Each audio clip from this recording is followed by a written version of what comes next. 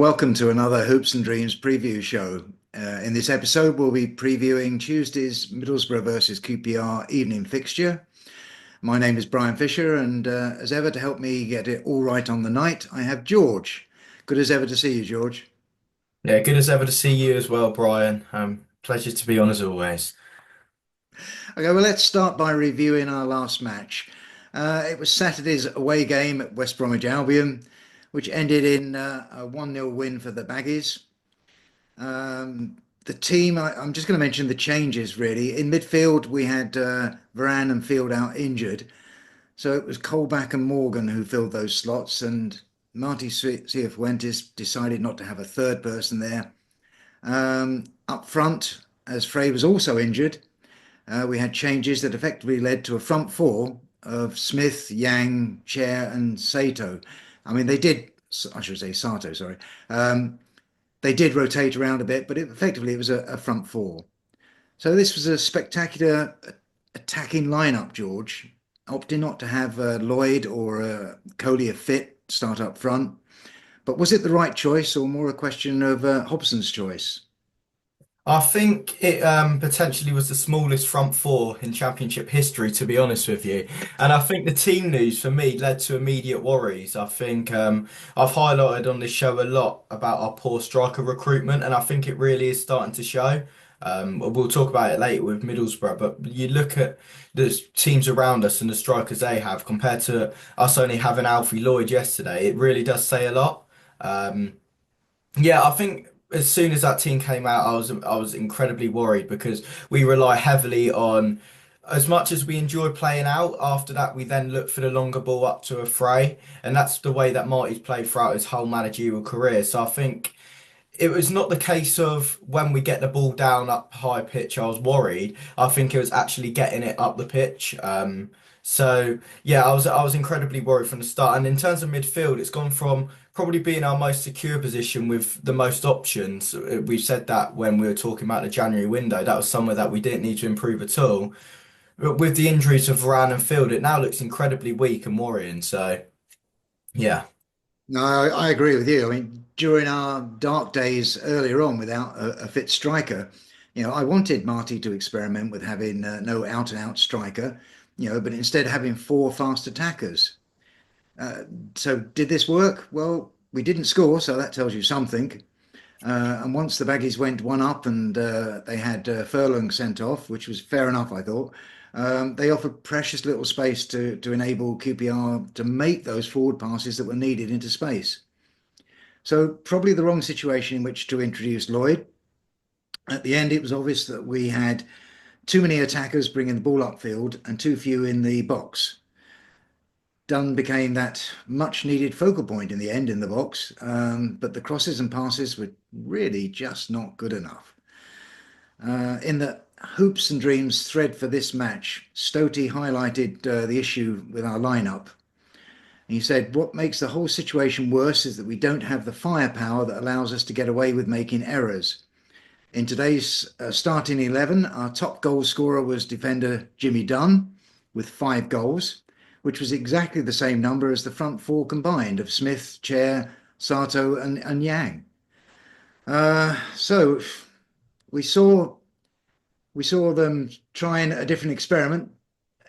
It didn't work, did it, George? No, I don't think it did. I think it was something that Marty wouldn't have really wanted to try, or at least this earlier on into the season. Maybe in the last couple of games, maybe he'd want to try it, but it kind of just forced his hand because we had no strikers. I think the game as a whole was frustrating because I actually don't think there was much in the game until the penalty. I think it was quite a close affair, and that was something that shocked me because I think that when we're in the final third, we're actually playing some decent football with the small attackers. But then that penalty, I think the penalty was incredibly soft, by the way, and I think. I'll touch on it later on, but I think the referee had an incredibly poor game, absolutely awful. And we've had some bad ones this season, but True. I'm close to saying it. I'm close to saying he's topped a lot. I think, as you said, I think the sending off was fair. I think I haven't seen it from many angles, but if Darnell Furlong's just gone like that, elbowed him, it is a red card, and you can't do that. I think Lloyd coming in was at the wrong time because I think. as much as sometimes he makes some decent forward runs, I think most of the time he doesn't really know what he's doing himself. And I think if he's your only striker, that really is an eye opener and really worry. And I think second half we try going at it with the right approach in terms of being forward, looking to create attacking chances, but we just didn't. We were too passive. As much as we had so much possession in their half, we just didn't create any chances. And in the end, we had the same amount of shots on target as they did, and only one. And that was Saito's shot in the last few minutes of the game, which went straight to the keeper.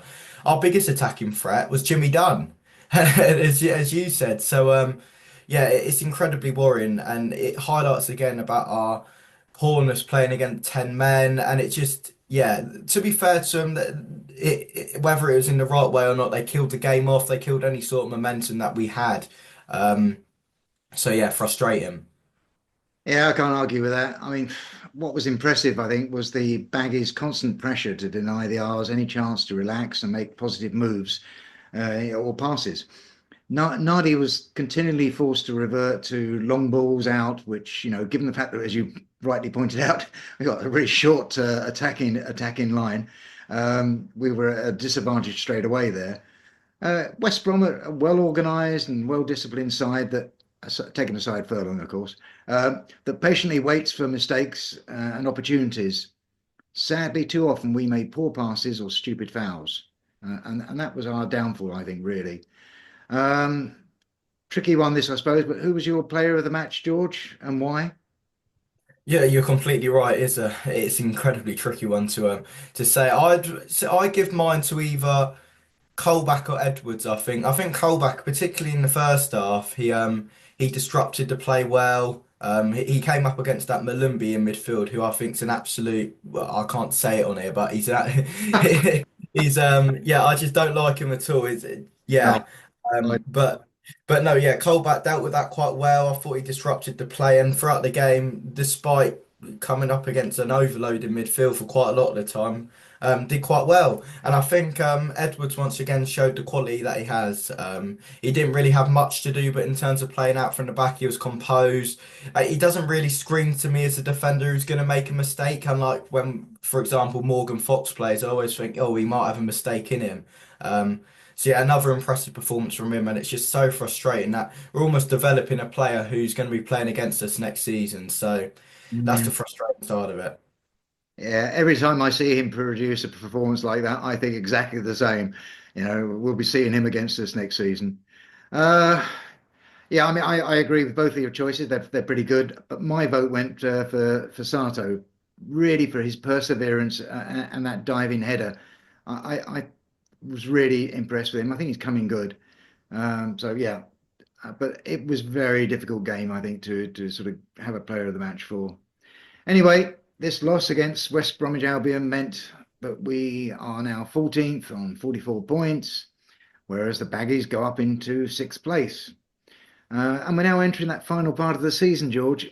And are you concerned about how it's unfolding? I think it's now at the point where I think what we're 11 points from playoffs and we're 12 points clear of relegation. We're right in that middle stage now where playoffs isn't going to happen unless it's some sort of miracle, and I don't see us going down at all. So I think as much as Marty won't want to admit it and he'll say, oh, we have a points tally that we want to beat, there's only a certain amount of motivation a points tally can give a team. So I think we're almost at that stage now where we still got we still got a fair few games left and we haven't really got anything to play for. Um, so yeah, I think I say it a lot. Bear in mind where we were November, start of December, I would have snapped my hand off for where we are now, mid-table. But yeah, it's just a bit annoying because we had that point where playoffs we kind of had a bit of hope, but I think them three away games, I think it was Coventry, Millwall, and there was one more. There was three away games where Portsmouth, that's it. Coventry, Millwall, and Portsmouth, where we lost all three. Where I think potentially we could have picked up a minimum of four, if not 6 points in them three games, and that would have put us in a better position now. But yeah, it's just annoying because I don't think we have anything to really play for now, and it's just that question of do the players have motivation? Because you look at our squad, we got quite a few of them who are out of contract, and it puts Marty in a hard position of do you continue to play these players who aren't going to be here next year, or do you experiment with some of the youth? But we just don't have a big enough squad for that, I don't think. So really tough position and frustrating. Bear in mind, we still do have a fair few games left. Yeah, I mean, you and I both keep going on about comparing this with last November, the dark days of November. But those long-term injuries to so many key players were serious. They've gone now, largely, but we're not playing as if we must win anymore. There does seem to be a lack of a cutting edge up front, and that is causing us problems without a doubt. And you know, you're highlighting those three games there that we could have won. That's about sums up exactly what I'm saying, I think.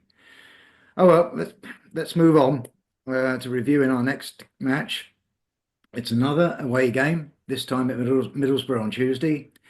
Borough are one of my tips to do well this season and to be comfortably in the top six.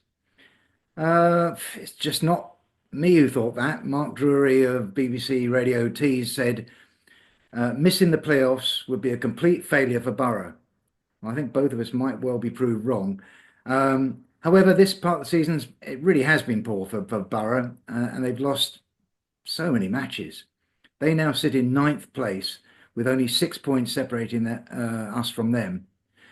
And their last outing on Saturday, which was away at Swansea, they also lost 1-0, very much similar to us. Do you think their season has not gone as you expected, George? I think so, and I'd look at various teams' fan pages and everything on on different social medias, and I saw many Middlesbrough fans saying that it was time for Michael Carrick to go, and he's actually I think it's crazy. I know I think it's crazy to think he's actually I think the longest lasting manager in the Championship at the moment. Saying that Marty Cifuentes is I think he's fourth or fifth, but no, they're going for a bad patch of form, aren't they? I think they've got the same record as us. They've lost their last six out of their last eight league games. But despite this, they're still in a good position for playoffs, aren't they? I think they're only 5 points off it.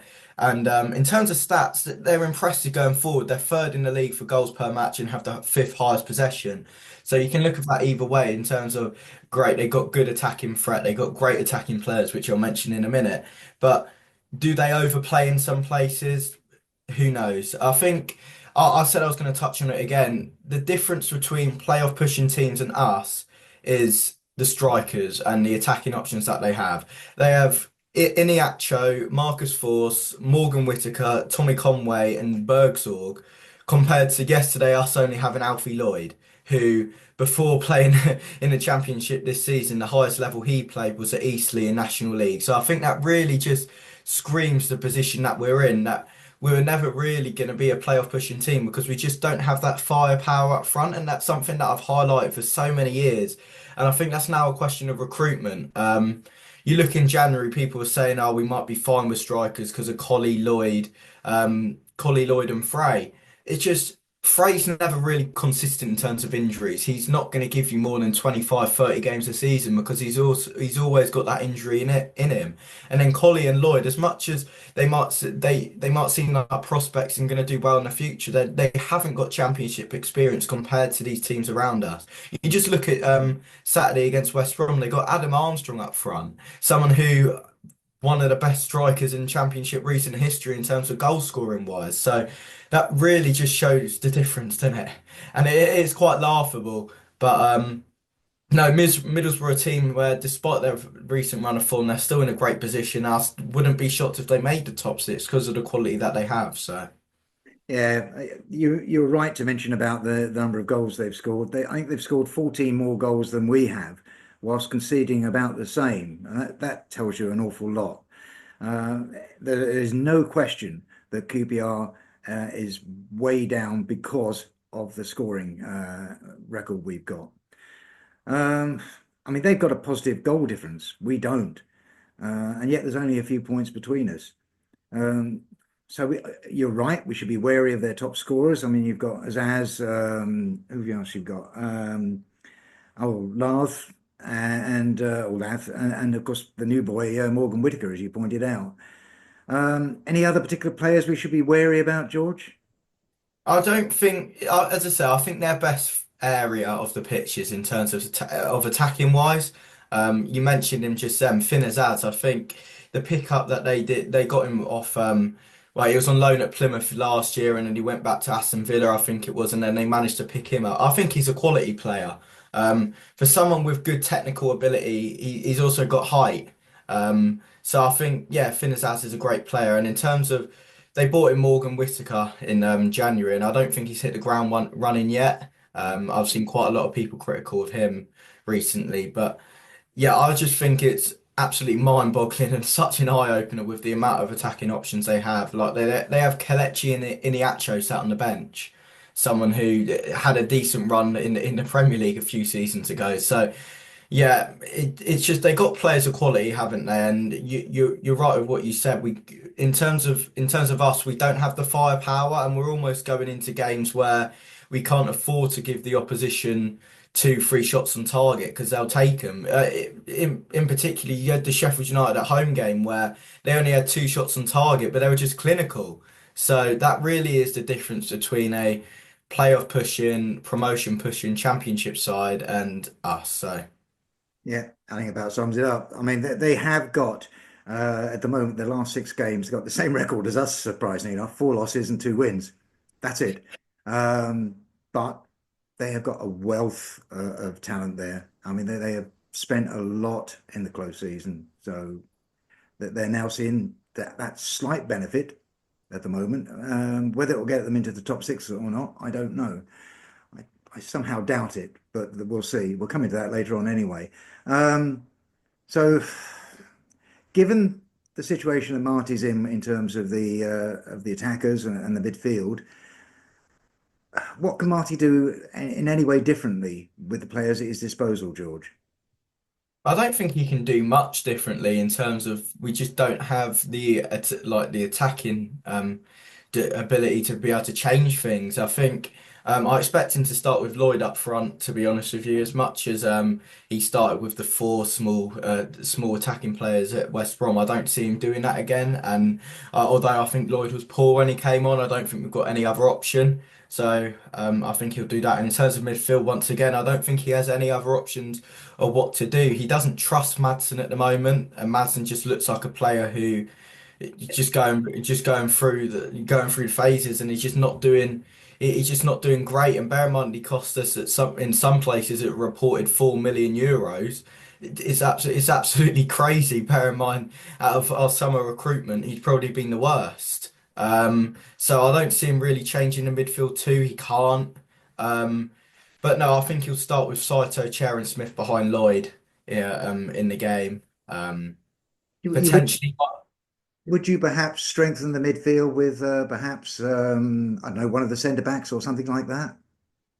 Or I'd say, yeah, yeah. Who knows? He might experiment with something else, and he did play Edwards in midfield for the first 10 minutes when he came on. yeah, Um, at, yeah, when he came on at home, I don't think he did too great in that, but potentially Marty will look to do that again because it's looking like at the moment our centre backs seem like the only place where we've got backup. So potentially he might do that. So.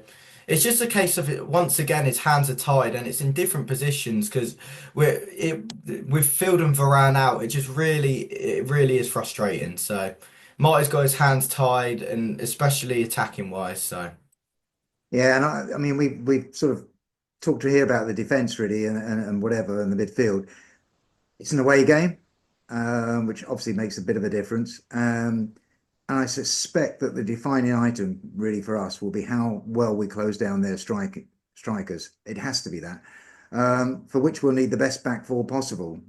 So that's surely going to be, as it was on Saturday, I would have thought. I mean, I don't think Paul had a particularly good game, but again, we don't have anybody to replace him either, who's of an equal standing. So that's his job. He's got it for life almost. Um, so I would imagine really midfield. I think you're right that he'll go with who he's got there. But what about? Do you think up front that he will not he won't go back to the four? no, yeah, I think he'll start Lloyd up front. I think I Yeah. just don't think he has any other choice, especially against Middlesbrough, who are really good going forward. I don't know how they're like set piece wise, but say they're good with set pieces. If we've got four four out Mm. of the 11 players who are small and attacking minded, we're not going to be good defending from that or even attacking set pieces. So I think he will go with Lloyd from the start. As much as I don't really want that, I've never really been Lloyd's biggest fan. And as much as he's still young, yes, I just don't really see what he gives you on a football pitch, but apart from his unpredictability, which I think if that's your biggest asset, that says a lot about you as a player. So. Yeah, I mean, I don't know if Frey's going to be back. I mean, we're assuming he's not going to be. But if he isn't going to be back, yeah, it's got to be Lloyd, hasn't it, really? Uh, I don't, oh God, I don't feel really confident about any of this. I'll be honest with you. Okay, we'll leave our predictions till later on. But anyway, let's move on to some championship news. That's what we're going to look at next. If you look at the championship table today, you'll see that the top six are Leeds, Sheffield United, Burnley, Sunderland, then Coventry, and then West Bromwich Albion, courtesy of us. Are these going to be the top six teams that we'll see at the end of the season, do you think, George? I think it's really interesting as always with the championship, the playoff race is really exciting. If only we could be part of it, but no. I think the top four in terms of who will be there is almost secured now. I potentially think that Burnley might make it automatically in the end, and Sheffield United might have to go through the playoffs. I think Leeds are a brilliant team this year, and I think they'll go up and they'll be champions. But the race for fifth and sixth is still on. Um, I think Coventry will make it in the playoffs. I know when we played against them, they actually didn't seem that great, but they've won 9 league wins, I think, in a row, and that's just incredible. And talking about momentum, that's just and they massively underachieved at the start of the year, didn't they, under Mark Robbins? And the attacking choices that they have three strikers in Sims, Thomas Asante, and Haji Wright, who I would snap your hand off for one of them in our team, let alone three and being able to rotate them. So I think they'll make it. But then for sixth, it really is interesting. I think West Brom yesterday. They got players of quality, but I don't think they were that brilliant. Who knows whether that was their to their best ability? Because obviously they had 10 men for the majority of the game. Um, but in terms of teams below them, I think it's them between two other teams. Obviously you've got Blackburn, Watford, and Middlesbrough still around there. And, them three teams might still make it. But for me, I think my dark horse for the playoffs is Norwich. I know they haven't been doing that Really? great. Yeah, I think they've got Sargent back in the team, and he although they drew on Friday night against Oxford, he scored again. And he's just one of them strikers where if you give him a run in the team, he'll score. And I think if they had a fully fit Sargent for the whole season, I think they would be in the playoffs. And who knows if Science can rediscover some of the form from the start of the season because he's still joint top goal scorer and he hasn't scored this year, I don't think, which is which is crazy. But I think another team looking strong is Bristol City. And they're another side where I think when we played them away from home, they didn't look that great. Um, but yeah, you can't argue with form, can you? And they look like a good team at the moment. But if I was to go between them three teams of Norwich, Bristol City, and West Brom, I think I'd go with West Brom with my safe bet. But I really wouldn't be shocked if it's any of them three. Yeah, I think the one that has really surprised me has been Coventry. They weren't in my estimation at all, but they have done really, really well. I mean, I think they're sitting fifth because they've got 5 wins on the trot, which is pretty impressive. And I agree with you probably that West Brom, yeah, I think they might well edge it ahead of Watford and Norwich, and I think they might well end up being the bridesmaids yet again. Okay, so before we finish, I suppose we better sort of get on to prediction time, George. What's your prediction for Tuesday's match against Borough? I think throughout this episode we've been trying to think of positives to say about the Middlesbrough game, and we both I think we've both really struggled, and I think I'll continue that trend. I think as much as I'd love to say that we're going to win and it'll be a great away win, um, I just don't see it to be honest with you. I think they've just got too much quality, especially going forward, and I just think that with the injuries that we have and the lack of attacking threat that we do have and the attacking firepower. I just don't really see us threatening. So I think that we're going to lose 3-1, sadly. Whoa, blimey, Yeah. don't stop there then. Right, okay. Um, I said earlier on that I thought Borough were top six. Okay, they spent an awful lot of money on players in the close season. They've perhaps not got what they wanted out of it, um, but they're playing a lot better than we are, I think, at the moment. Logic says that it's an away game, and we are definitely having problems with injuries. So I'm going to go for a 1-0 to Middlesbrough, being a horrible Tuesday evening up north, something like that. So that's both of us going for a loss. Sorry about that, guys, but that's the way it is. Um, that's it for this episode of the preview podcast from Hoops and Dreams. James will be previewing Saturday's home match against Leeds, along with myself and a gentleman called Matt. So look out for that one. I'll be there at the game with my son at the back of Block B. Are you going for this match as well, George? Yeah, I will be there. Yeah, I'll be there for Leeds as usual. So, yeah. Okay, well, it just remains for me to express my gratitude as ever for George for being here and to all of you for watching. Come on, you R's.